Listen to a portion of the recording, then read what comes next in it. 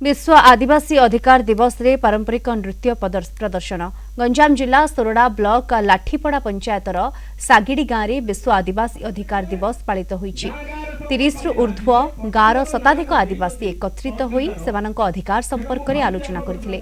प्रथमे आदिवासी महिला और पुरुष माने पारंपरिक नृत्य परिवेषण करथिले। ग्रामर समस्त आदिवासी बंधु मान को बापा माँ को धन्यवाद देवी जे आज सरकार जो विभिन्न प्रकार आदिवासी मान योजना करा जो अधिकार पाई विभिन्न प्रकार संविधान नीति आदर्श धारा रही आज आदिवासी माने ताहा वंचित होती आम आज चिंता करूँ सोरडा ब्लॉक रो जो विभिन्न आदिवासी बंधु माने बसवास कर जंगल जमी पट्टा भी पाई ना शिक्षार अग्रगति हो पारना विभिन्न चाष जमी पानी पाई पारना विभिन्न प्रकार समस्या जो रही आम आदिवासी भाई मानकर सेटा पे आमे प्रयास आज आरंभ करछु। खुशी रे नाच करथिलो आ पूरा गीत गाइकी आ मीटिंग को सभा को उपस्थित होइछु।